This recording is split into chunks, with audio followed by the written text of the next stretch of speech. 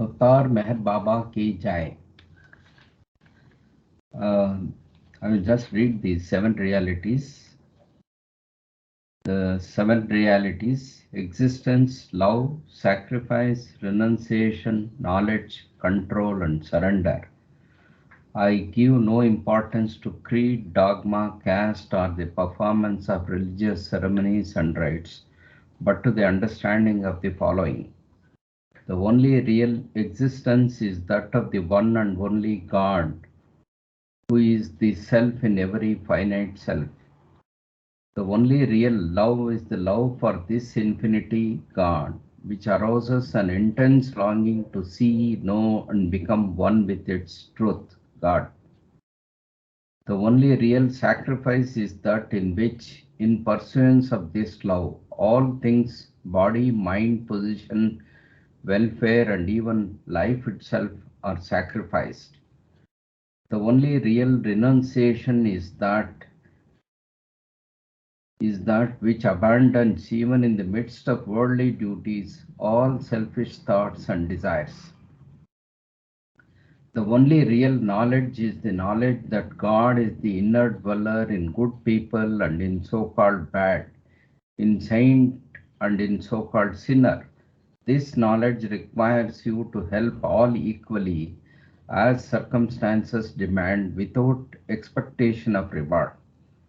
When, when compelled to take part in a dispute, to act without the slightest trace of enmity or hatred, to try to make others happy with brotherly or sisterly feeling for each one, and to harm no one in thought, word, or deed, not even those who harm you.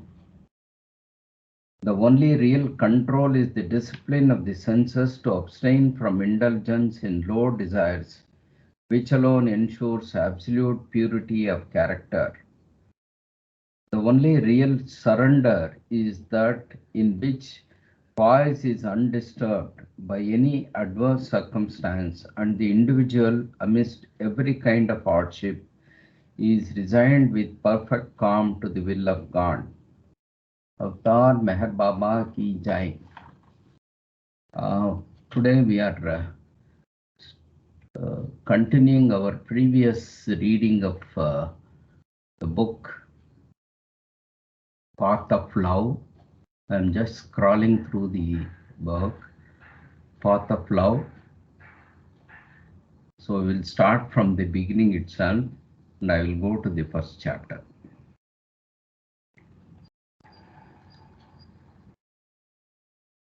Hope I am heard properly.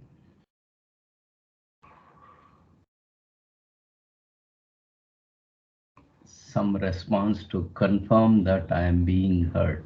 Okay.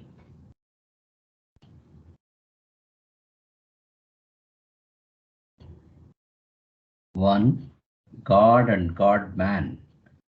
Meher Baba has elucidated many of the fine points of the ultimate goal of the creation God, ultimate goal of the creation God realization. Meher Baba has elucidated many of the fine points of the ultimate goal of the creation God realization. He has explained how man becomes God after the long journey of evolving and involving consciousness, and also how God uniquely and periodically becomes man, avatar, Messiah, or Rasul. In essence, the consciousness of all perfect ones is one and the same, but the burden and duty of the avatar is greater in circumference. It is for this reason that his effect on the creation and on the mankind in particular is so profound. The following messages given at different times illumine some of these points. For further information, it is suggested one read the Discourses on God Speaks by Meher Baba. Hopefully, we will be doing it next. God and God man. God and the creation. God is infinite reality, whereas cosmos is infinite illusion. But both are not infinite in the same sense. God is one infinite and illusion is infinite in numbers. God is infinite unity and illusion infinite duality. Always God is. All along illusion is not. Illusion or no illusion, God remains beginningless and endless, while illusion has a beginning in illusion and it also ends in illusion.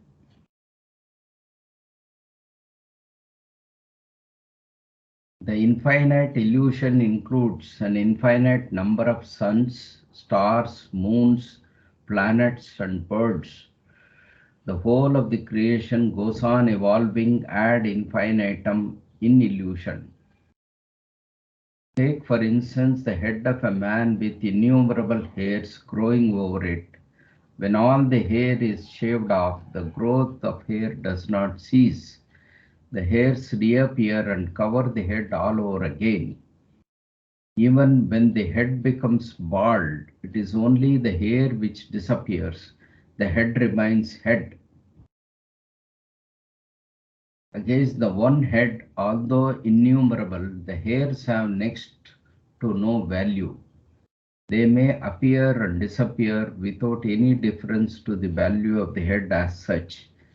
The value most attached to the hair is but decorative, as a means of attraction and as a lure of self-satisfaction. Similarly, the individual mind that generates infinite thoughts may be compared with the individual head that has a growth of innumerable hairs. The individual mind is capable of containing, emanating, and absorbing an infinite number of thoughts. In fact, all energy and all matter are but the outcome of the mind itself. To understand the all importance of God, who is the only reality, now let us compare him with the mind and let the hair over the head be compared to the creation. The illustration would at once suggest that compared with the hair on the head, the mind alone is infinitely valuable. Similarly, I say that God is infinitely valuable when compared with the whole of creation, which has no value other than that of hair, the hair that lures and the hair that creates illusory self-satisfaction. I pause here for any interaction. Hope I am all are together. I don't have any response. Karthik has also left, I think.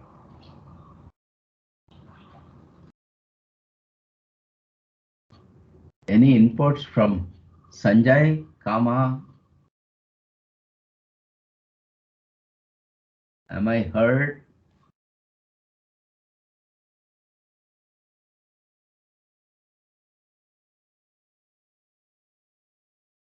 Hello.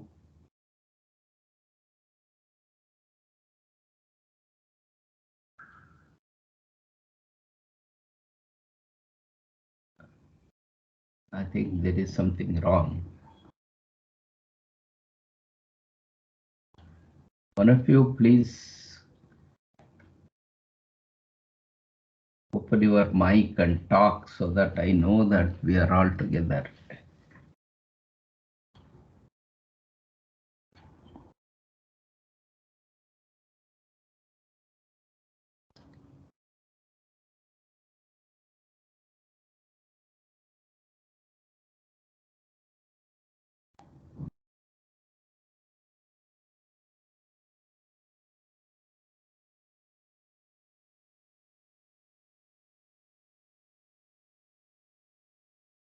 I think there is some technical glitch. I don't know whether you are all hearing or I am unable to hear you.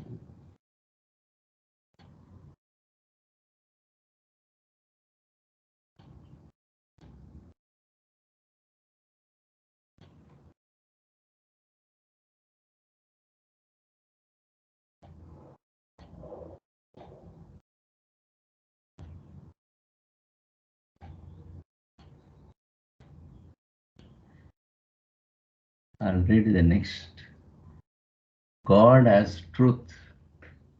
Ultimately, everyone and everything is God, and that God as truth can be realized through the Guru or the Master. Generally, in this country, Vedantism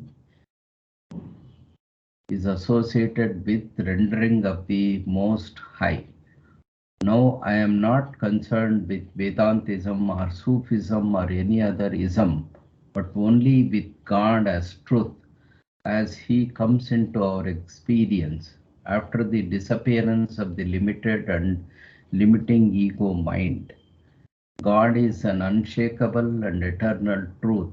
He reveals Himself and communicates Himself to those who love Him, seek Him, and surrender themselves to Him, either in His impersonal aspect, which is beyond name, form, and time, or in His personal aspect.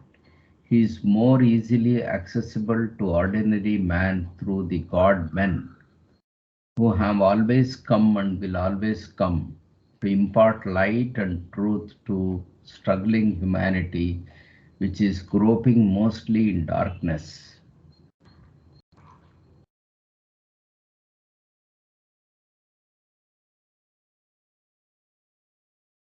Because of his complete union with God, and God man eternally enjoys the I am God state, which equally corresponds to the Vedantic Aham Brahmasmi and the Sufi Anal Haq or Christ declaration, I and my Father are one.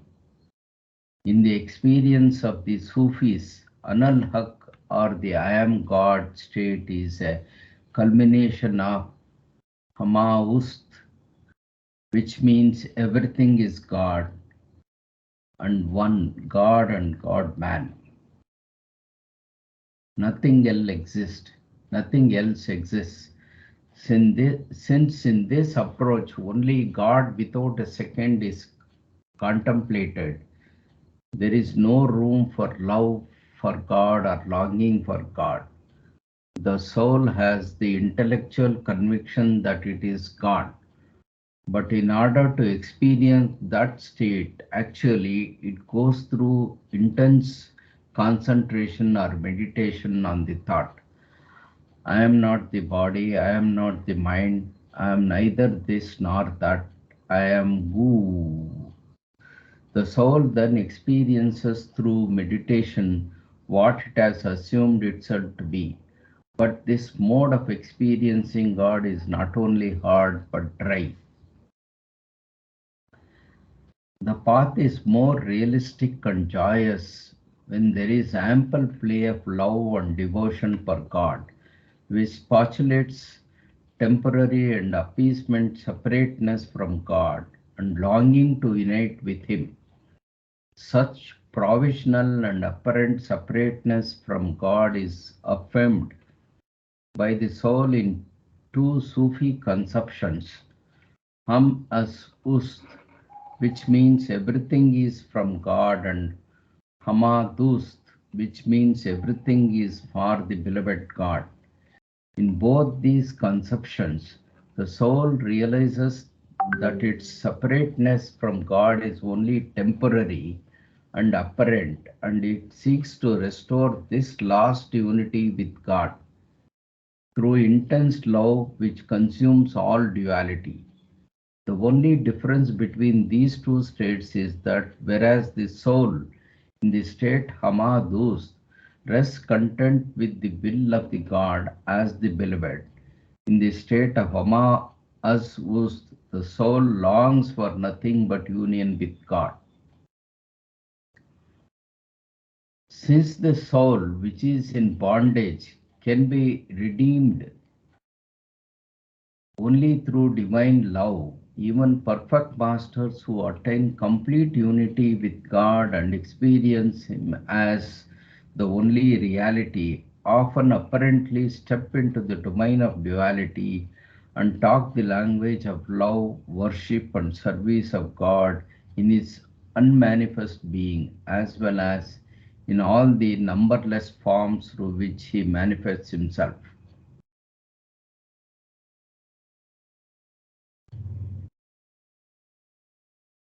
love divine as sung by Hindu saints like Tukaram, as taught by Christian mystics like Saint Francis, as preached by Zoroastrian saints like Asar Kaivan, and as made immortal by Sufi poets like Hafiz, harbors no thought of the self at all.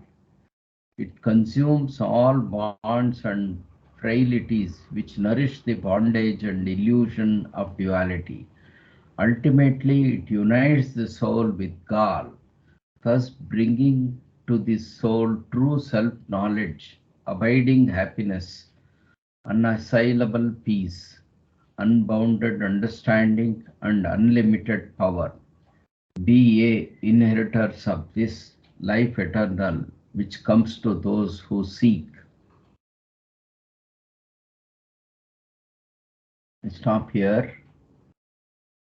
Would like to have some comment or interaction. Otherwise, I am assuming that we are not in connection. Even though the board shows all three people with me, I don't know. There is some technical glitch.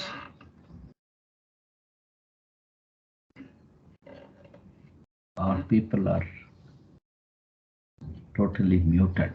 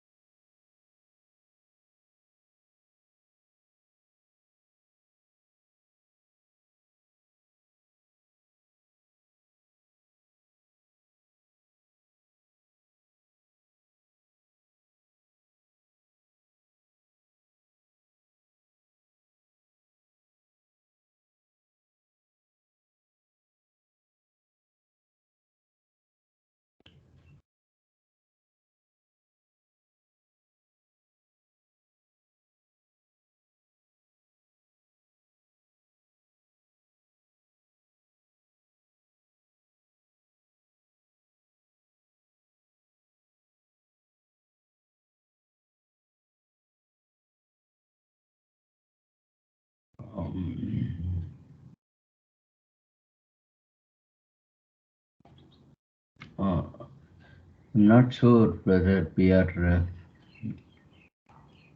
in contact or not. All three people are seen. Whether you are hearing me or I am unable to make out. Mamaji, I'm Yes, hearing yes, we are actually. hearing. We are We hearing. are hearing You Mamaji. have to ask questions. Yeah. So Okay, then I will if there go are on. no questions, maybe we can read further. Then I will continue reading. Okay. Yeah. Yep.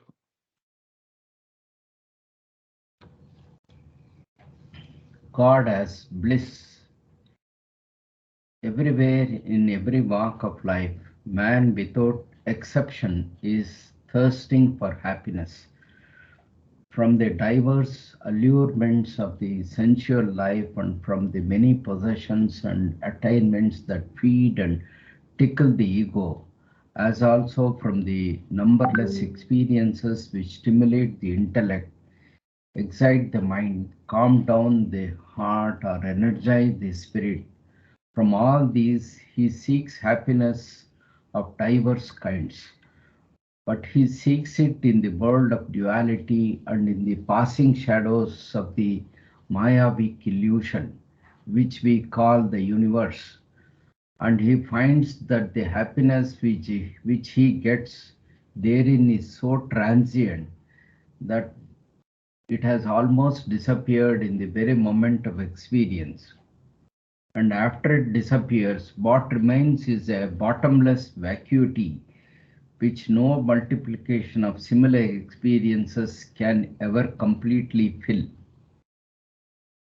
But true bliss can come only to one who would take courage in his hands and become free of all attachment to forms which are nothing but the illusions of duality. Only then can he get united with his true beloved, who is God as the eternal and abiding truth behind all forms, including what he regards as his own body. The endless and fathomless ocean of bliss is within everyone. There is no individual entirely devoid of happiness in some form, or there is no individual who is entirely cut off from God as the ocean of bliss. Every type of pleasure which he ever has is ultimately a partial and illusory reflection of God as Ananda. But pleasure, which is sought and experienced in ignorance, ultimately binds the soul to endless continuation of the false life of the ego and leaves the soul exposed to the many sufferings of the ego life. The pleasures of the illusory world are comparable to the many rivers of mirage that apparently pour themselves into the ocean. Divine bliss is ever fresh, everlasting, continuous, and is endlessly experienced as self sustaining and infinite joy of God. Be ye united with your real beloved, who is God as Ananda or bliss.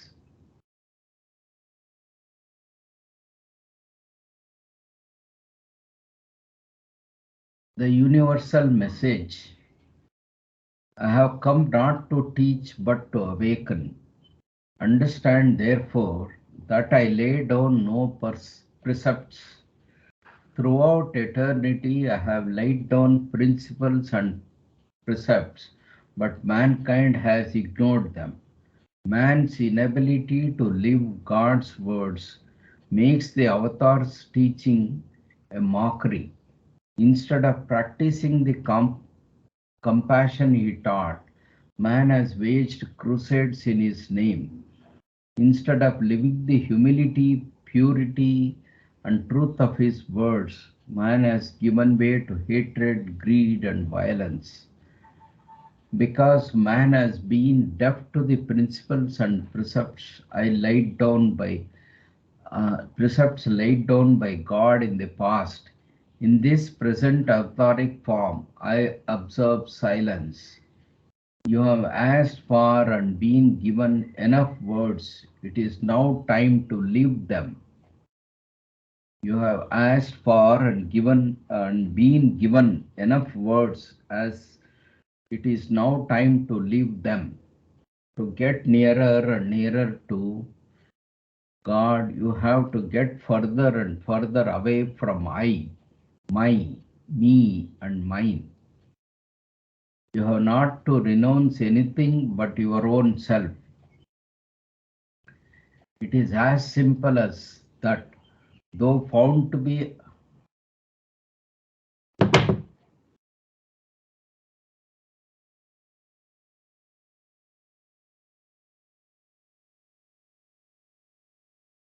for the disturbance. It is as simple as that. You have, I'll read from above. God, you have to get further and further away from, sorry, to get nearer and nearer to God, you have to get further and further away from I, mine, me, and mine. You have not to renounce anything but your own self. It is as simple as that, though found to be almost impossible. It is possible for you to renounce your limited self by my grace. I have come to release that grace. I repeat, I lay down no precepts. When I release the tide of truth which I have come to give, Men's daily lives will be the living precept. The words I have not spoken will come to life in them.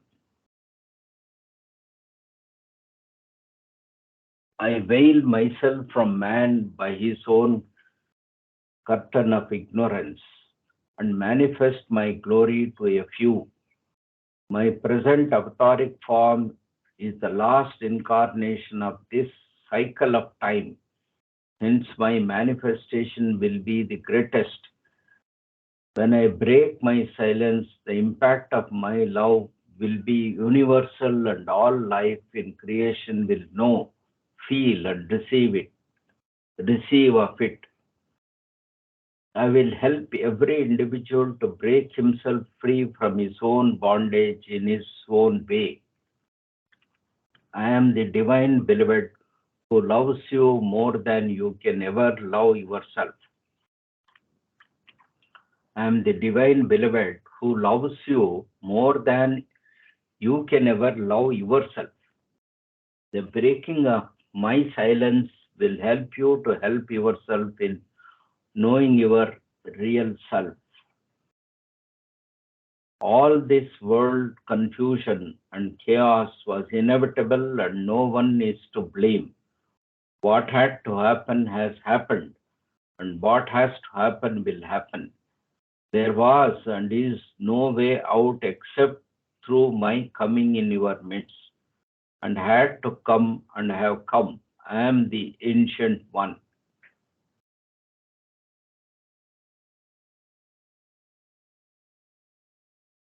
Any interaction here? Okay.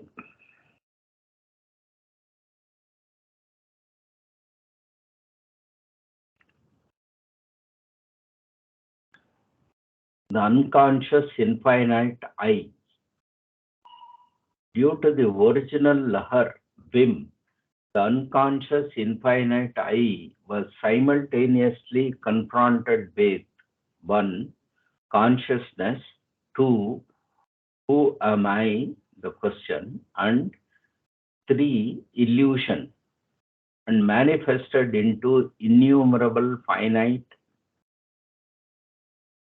eyes, and said, I am stone, I am metal, I am vegetable, I am worm, I am fish, I am bird, I am animal, I am man, I am woman, I am body, I am energy, I am mind.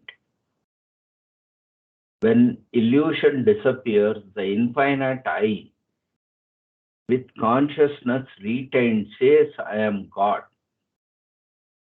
With consciousness retained says, I am God. I'll just read this once again. It is very interesting.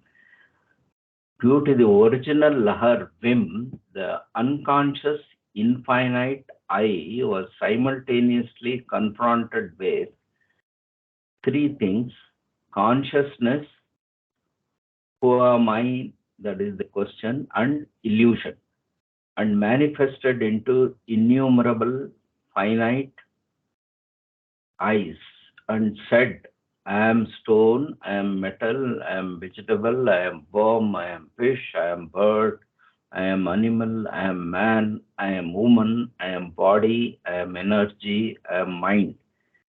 When illusion disappears, the infinite I with consciousness retained says, I am God. So, out of the three, the question is answered and the illusion is lifted out, and only what remains is consciousness with the answer to the question. With consciousness retained says, I am God.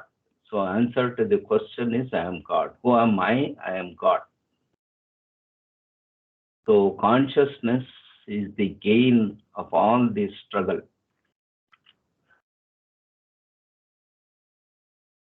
God, in the subhuman stage, the consciousness of false self or false I, which is very slight, provides scope for evolution. In the human form, the evolution of consciousness is completed and the consciousness becomes full. Love comes into play actively for the first time. As love plays the part more actively and fully, the false I begins to get consumed more and more. Eventually, when love is at its zenith, the false I gets totally consumed by love. This results in consummation of both lover and the love at the altar of the beloved. Neither does the lover remain in love, nor does love reign supreme over the lover. The goal is attained. Neither does the lover remain in love, nor does love reign supreme over the lover. The goal is attained. The beloved is supreme over his self. There is nothing except the beloved. Everything else is consumed.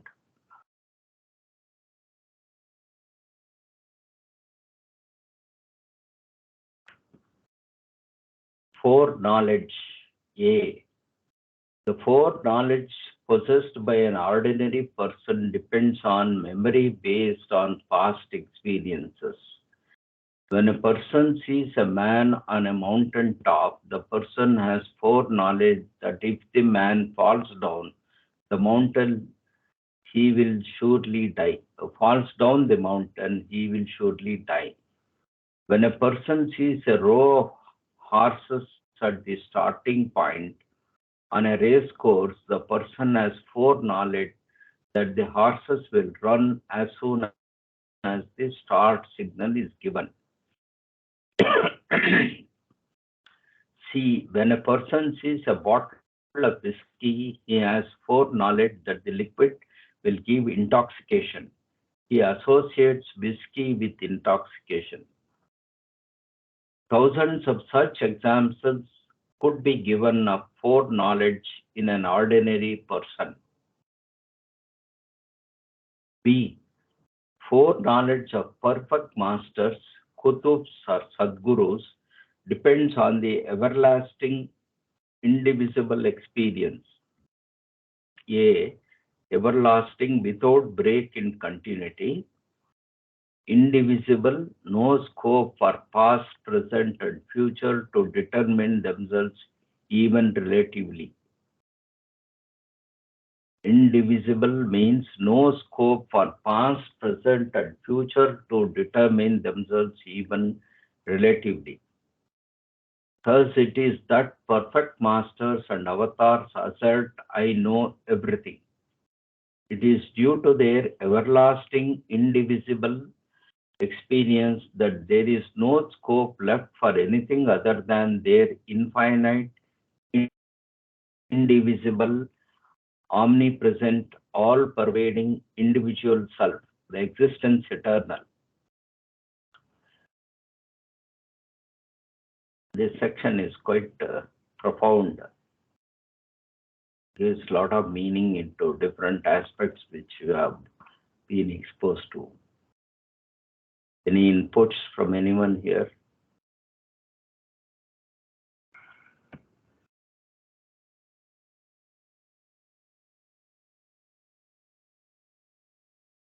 Okay. Omnipresence. No, man. Yeah. Sanjay? Okay. Okay. Yeah. Go ahead. Omnipresence. There cannot be anything hidden from one who is omnipresent. And as there cannot be hidden anything from such one, he must be omniscient. He is all knowing, knowing everything. Thus, it follows that he must be knowing how to do everything. He will say, I know how to create everything. I know how to destroy everything. I know how to preserve everything.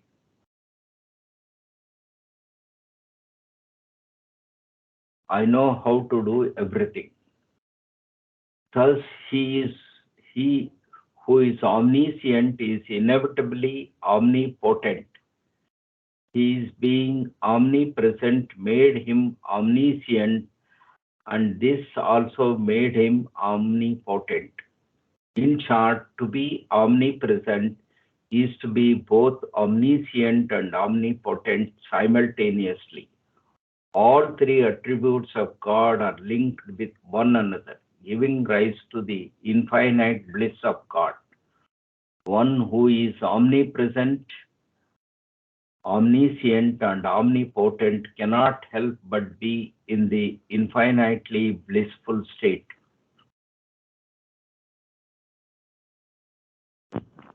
On being the avatar. When I say I am the avatar, there are a few who feel happy, some who feel shocked, and many who, hearing me claim this, would take me for a hypocrite, a fraud, a supreme egoist, or just mad. If I were to say every one of you is an avatar, a few would be tickled and many would consider it a blasphemy or a joke. The fact that God being one, indivisible, and equally in us all, we can be not else but one, is too much for the duality conscious mind to accept. Let each of us is what the other is. I know I am the avatar in every sense of the word, and that each of you is an avatar in one sense or the other. It is an unalterable and universally recognized fact since time immemorial that God knows everything, God does everything, and that nothing happens but by the will of God. Therefore, it is God who makes me say I am the avatar, and that each one of you is an avatar. Again, it is He who is tickled through some and through others is shocked. It is God who acts and God who reacts. It is He who scoffs and He who responds. He is the creator, the producer, the actor, and the audience in His own divine plea.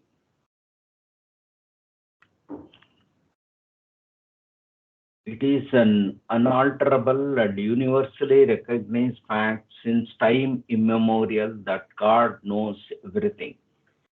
God does everything, and that nothing happens but by the will of God. Therefore, it is God who makes me say I am the avatar, and that each one of you is an avatar. Again, it is He who is tickled through some, and through others is shocked. It is God who acts and God who reacts. It is it is He who scoffs and He who responds. He is the creator, the producer, the actor, and the audience in His own divine plea. We normally forget about the audience part of it. We know that He is the creator, He is the producer, He is the actor, but He is also the audience in His own divine play. Okay. On being silent.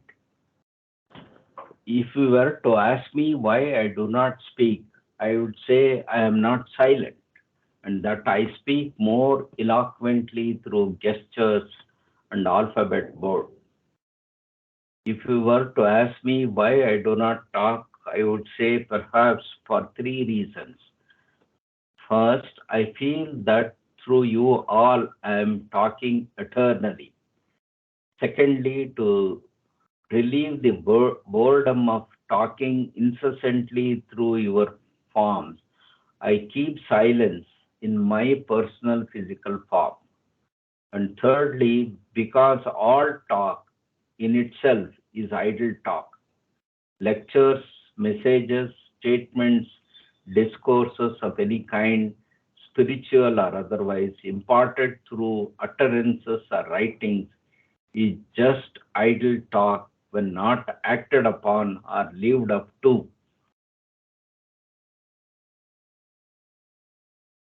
So, all are idle talk when not acted upon or lived up to.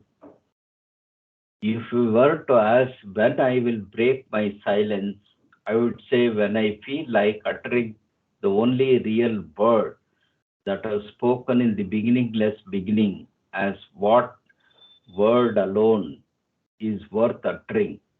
The time for the breaking of my outward silence to utter that word is very near. So here, what is that word? We have to keep guessing that till silence is broken. If you were to ask when I will break my silence, I would say when I feel like uttering the only real word that was spoken in the beginningless beginning, as that word alone is worth uttering. Time for the breaking of my outward silence is to utter that word is very near.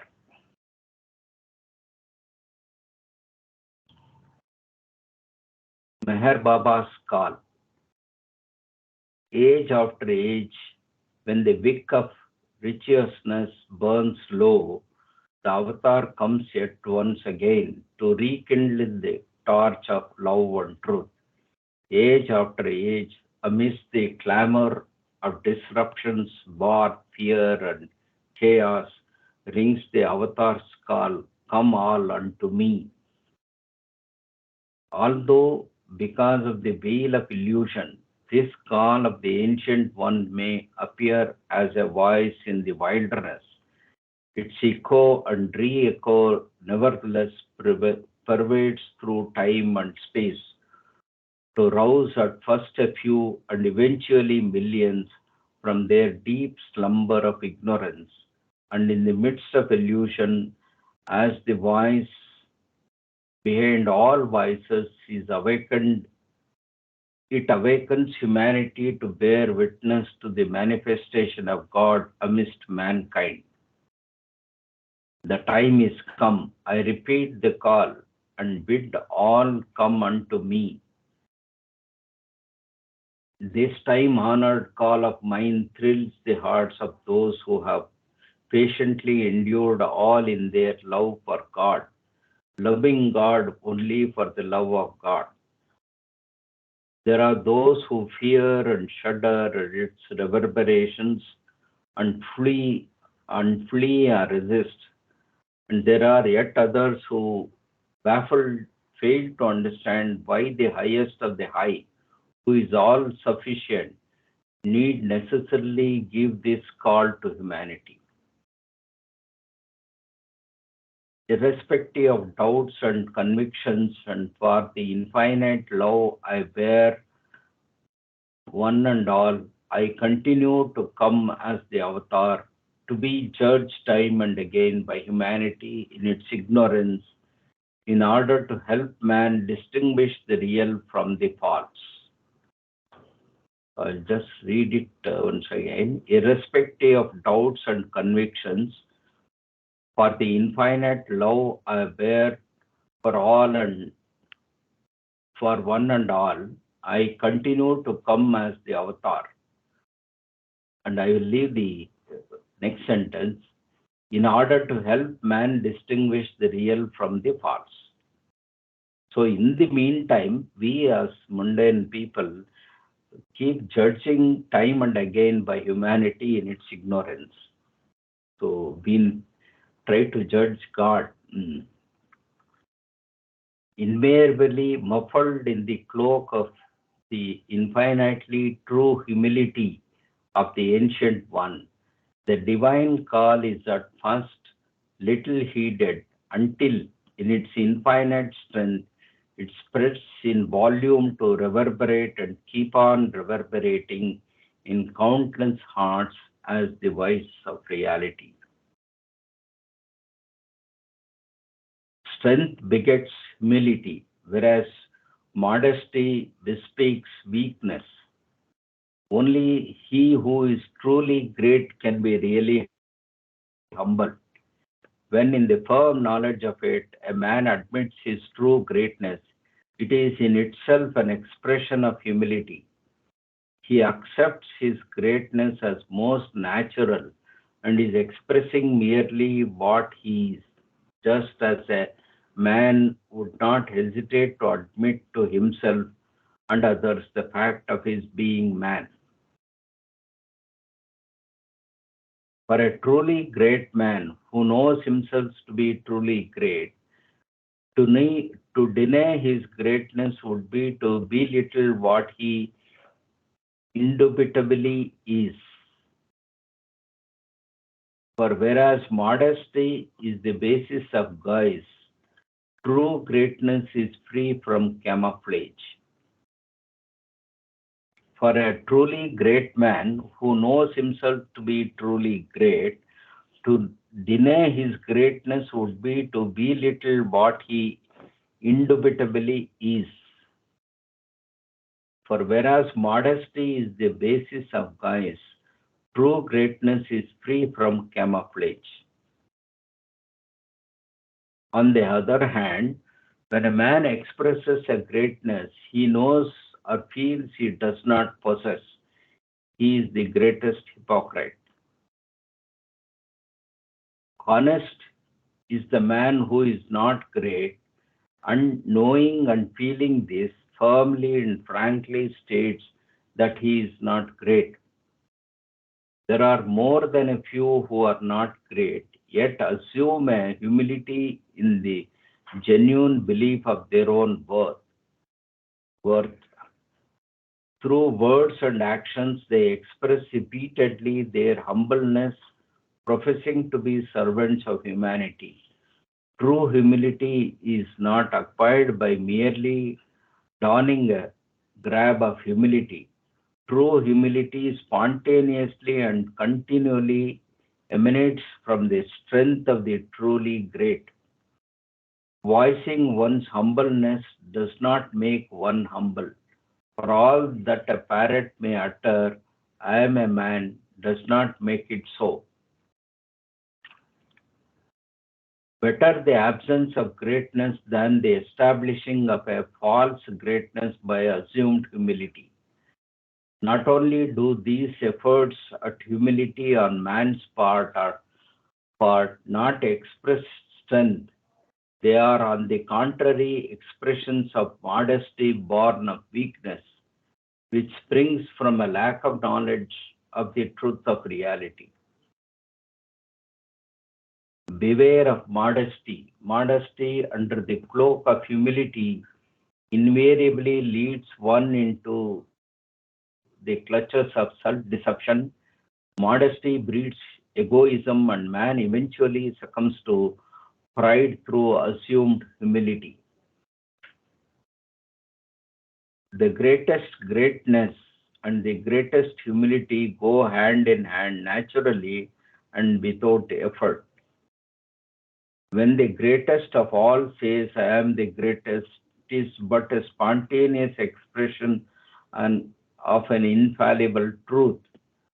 The strength of his greatness lies not in raising the dead, but in his great humiliation when he allows himself to be ridiculed, persecuted, and crucified at the hands of those who are weak in flesh and spirit.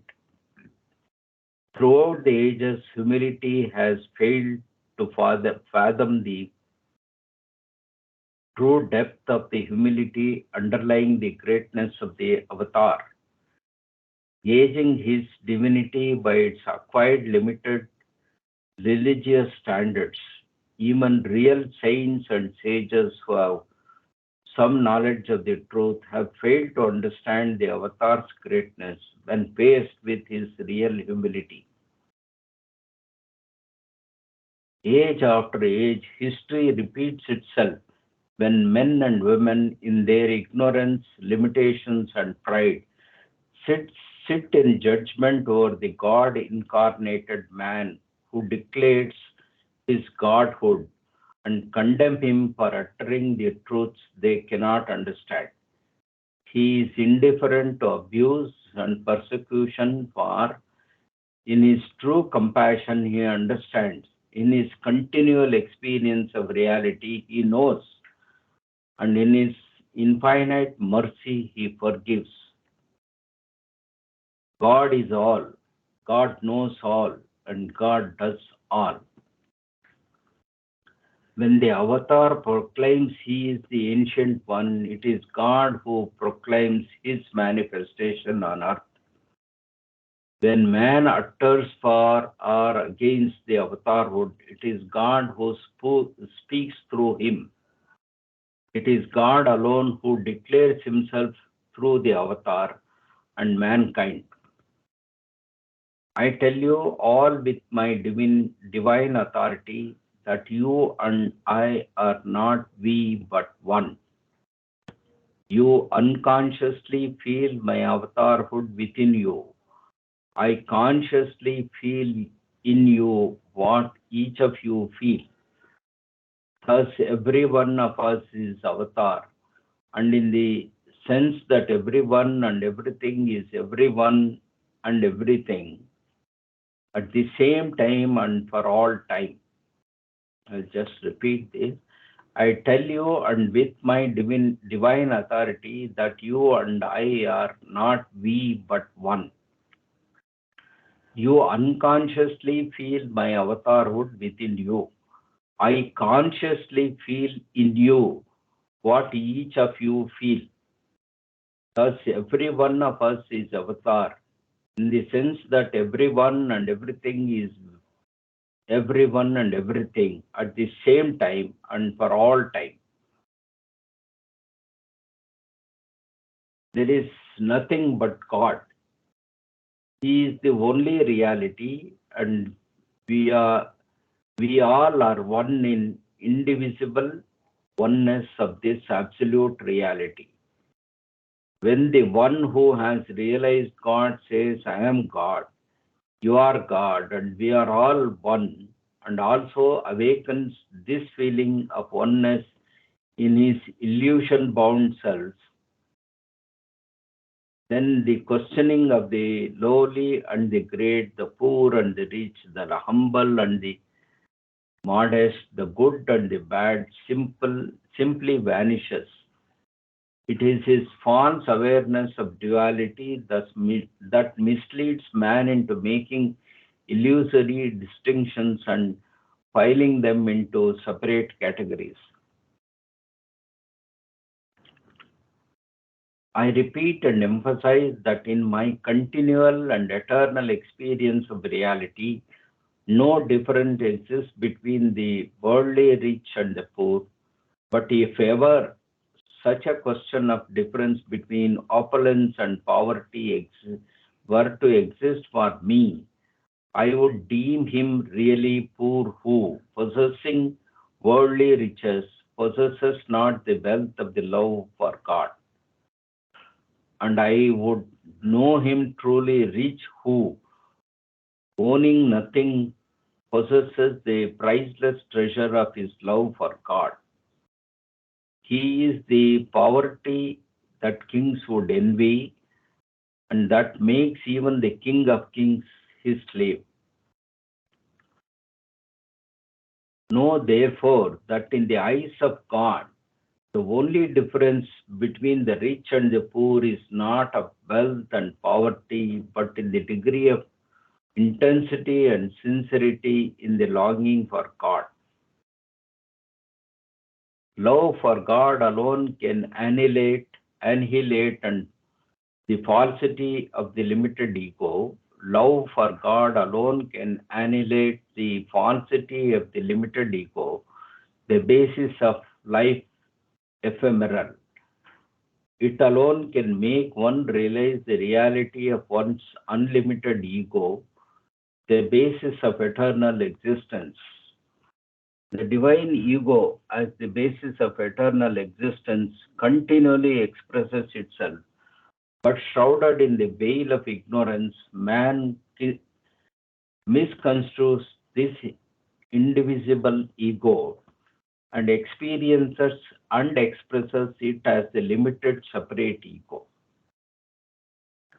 Pay heed when I say with my divine authority that the oneness of reality is so uncompromisingly unlimited and all pervading that not only we are one, but even this collective term of we have no place in infinite indivisible oneness.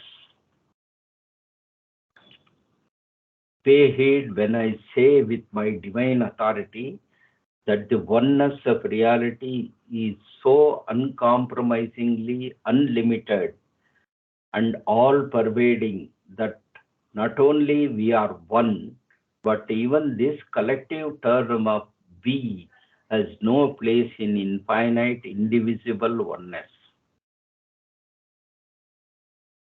Awaken from your ignorance and try at least to understand that in the uncompromisingly indivisible oneness, not only is the avatar God, but also the ant and the sparrow, just as one and all of you are nothing but God. The only apparent difference is in the state of consciousness. The avatar knows that that which is a sparrow is not a sparrow, whereas the sparrow does not realize this, and being ignorant of its ignorance, identifies itself as a sparrow. Live not in ignorance. Do not waste your precious lifespan in differentiating and judging your fellow men, but learn to long for the love of God. Even the best of your worldly activities live only to find and realize your true identity with your beloved God. Be pure and simple and love all because all are one. Live a sincere life, be natural, and be honest with yourself. Honesty will guard you against false modesty and will give you the strength of true humility. Spare no pains to help others. Seek no other rewards than the gift of divine love. Earn for this gift sincerely and intensely, and I promise in the name of divine honesty that I'll give you much more than you yearn for. I give you all my blessing that the spark of my divine love may implant in your hearts and deep longing for love of God. I give you my blessings that the spark of my divine love may implant in your hearts the deep longing for love of God.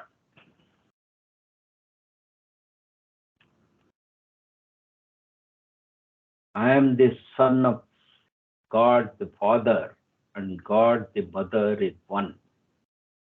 I am the Son of God the Father and God the Mother is one.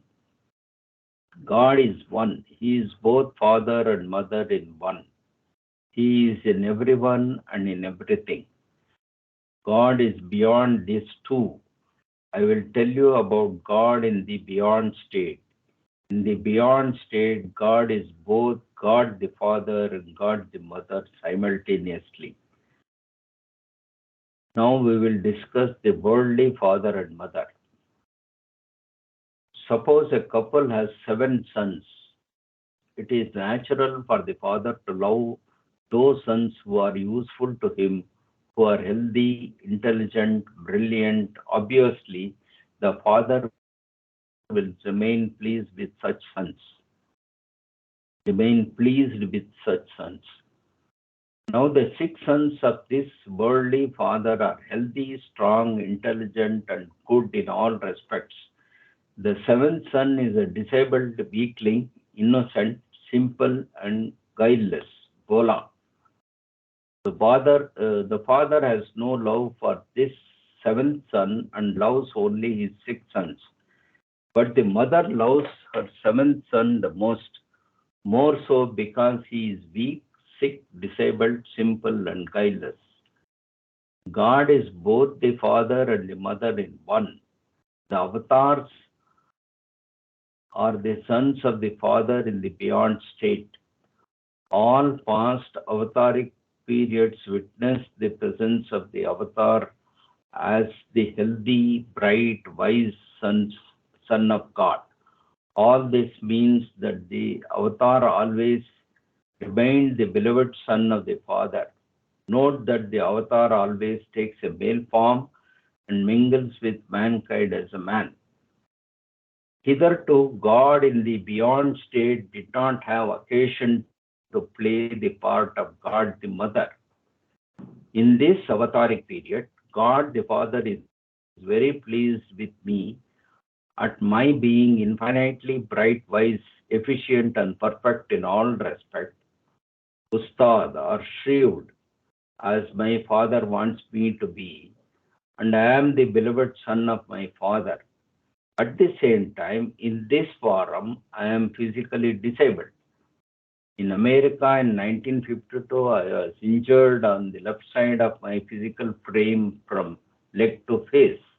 In India in 1956, I injured my right side from the head down to leg.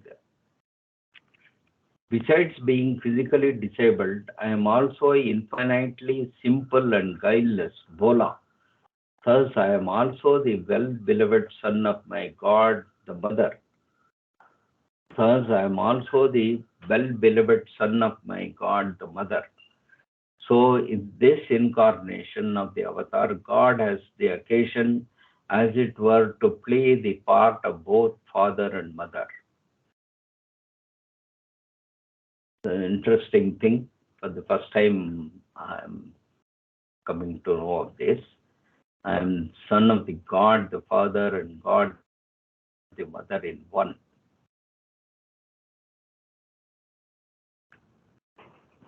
There is only one. In the beyond state of God, sex does not exist. There only the one indivisible existence prevails. It is in the realm of the illusory phenomena called the universe that sex asserts itself.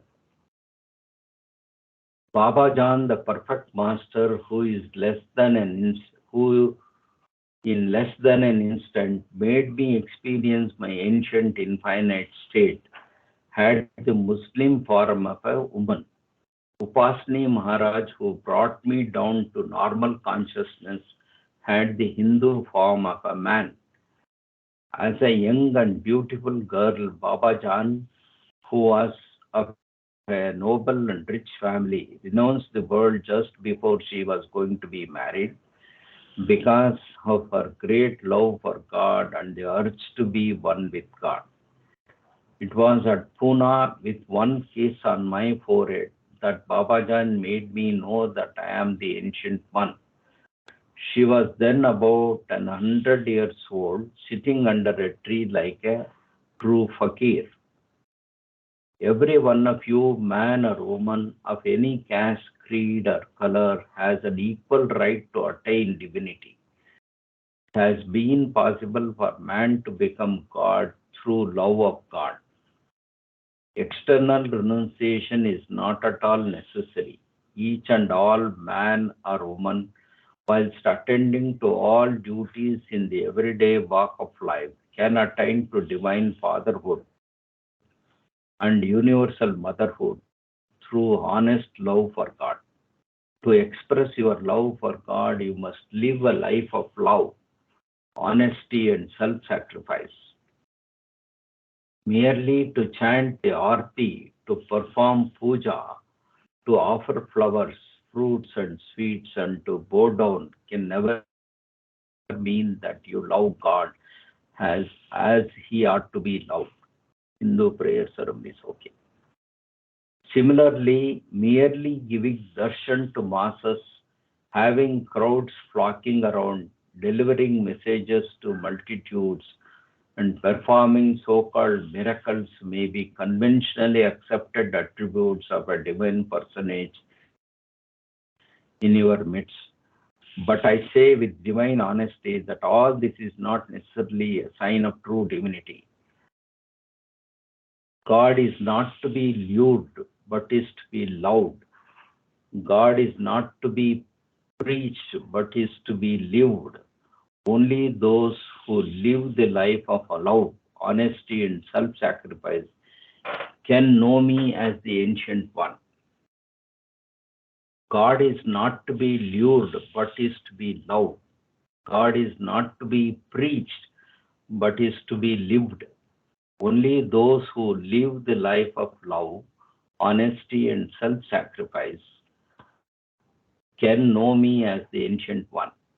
I can say with divine authority that I experience eternally, consciously, and continually being one with you all and one in you all. Any worship or obedience to any deity, animate or inanimate, to any saint, master, advanced soul, or yogi, eventually comes to me. By offering pure, unadulterated love to anyone and to anything, you will be loving me as I am in everyone and in everything, and also beyond everything. I want you all to know that whatever you do, good or bad, the one thing not forgiven by God is to pose as that which you really are not. I want you all to know that whatever you do, good or bad, the one thing not forgiven by God is to pose as that which you really are not.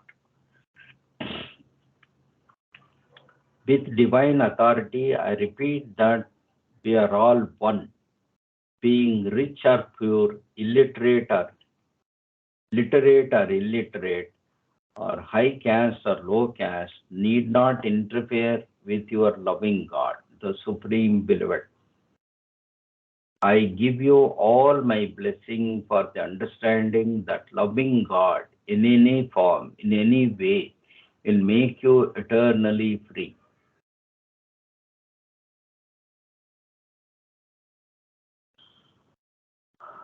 Should I stop here Jai or Baba. continue? Yeah, but Yes? see, I think that yes, we have read something. What is it that we have interpreted from this essay? At least Ah, for me, as I've said earlier, this is like the rules of the game. I think all these are metaphors. As Baba said, don't pose to be what you're not, basically being a hypocrite. In yes, other uh, essays, he has talked about honesty as the best policy, which is so difficult in this time and era, as we know. yes, But the interesting thing about this whole process, again, we are talking about the divine sport, divine play, divine game, because this is very relevant for today's digital economy and the digital civilization, where we see children starting to play games on their iPads and smartphones and so on their computers. Of course, this playing games started long time ago.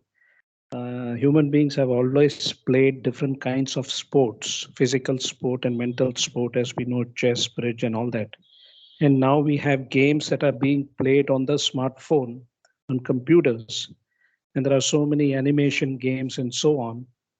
But what we can understand now that life is a game, and the real game of life is to have self-emancipation. As I've said earlier, all the 8 billion people are already God realized but not awakened to their divinity because they are not behaving like God. And the reason they are not behaving like God is because of their ego mind, which is again due to sanskaras. And the sanskaras came from evolution. And that is what the whole challenge is. And the challenge is only during the waking state. What I say is all human beings suffer from a spiritual headache or cancer called the thinking mind ego disease. Everything in the universe is perfect except the human mind during the waking state.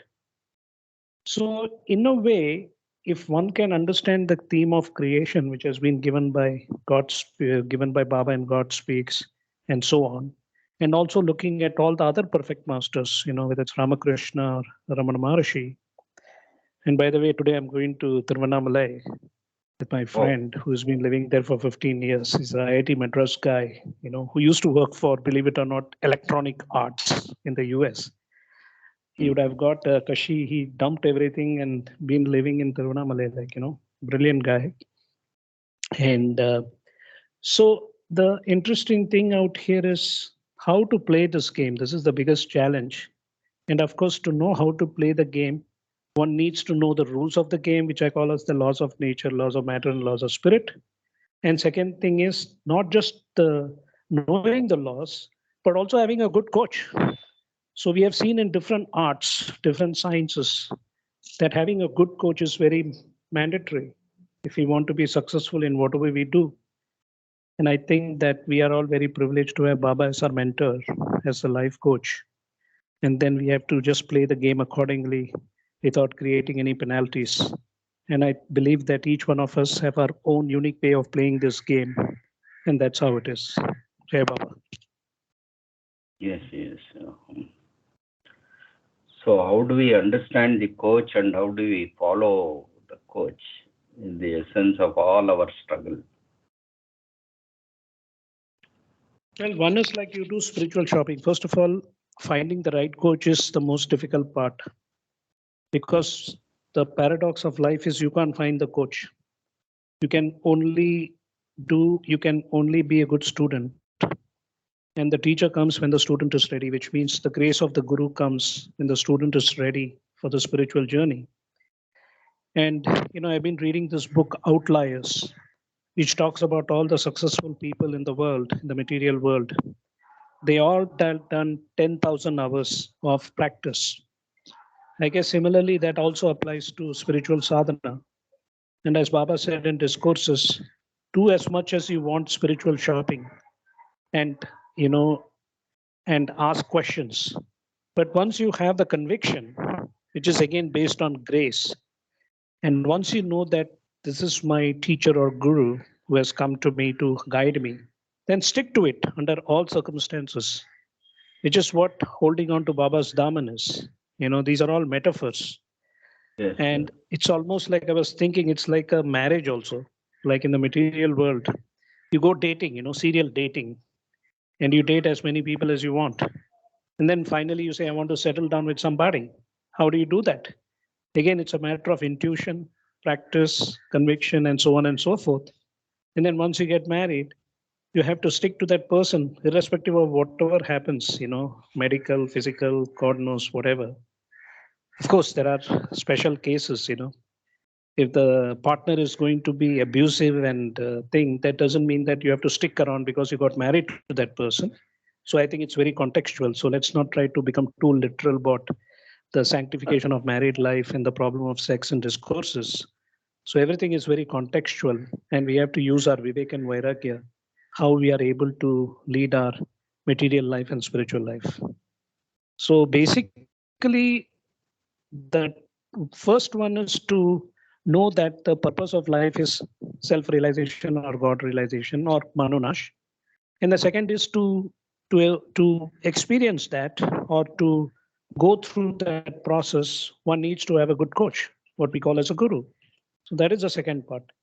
And once you have the guru, that is also only 1% knowledge, inspiration. 99% is perspiration, practice, practice, practice. So the guru can only, as Baba said, I can only give you inner strength. I can't change your destiny. I can only give you inner strength. Similar to a doctor who's going to give you a therapy and say it will take you about a year to get over, but you have to do these things. He can only guide you, but you have to do the sadhana as per the instructions of the doctor. The patient has to do all the hard work, and it applies to everything in life. Hey, Baba. Jai Baba. Sanjay ji, you have anything to say before we close for the day? Nothing really, actually. I had some infection in my eyes, so I was just hearing. Yeah. Yes, yes. So initially I got confused because there was no interaction. No, I didn't know Yeah, whether I I am understand. heard or not. Yeah, I understand. Yeah. Okay, Okay. Jai Baba. Jai Baba. If you can do the prayer, we will close down. Yes. Sanjay ji. Jai Yes, Baba. yes. Jai Baba.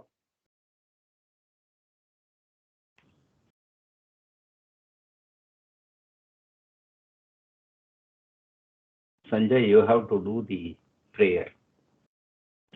And Oh then yes, I was muted. I started and I was muted. Sorry.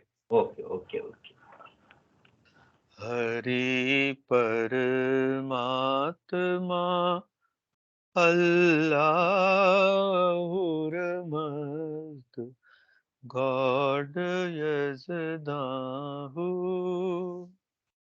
Hari Paramatma Allahur Mast God Yazdahu Hari Paramatma Allahur Mast God Yazdahu Hari Paramatma Allahur Mast God Yazdahu Hari Paramatma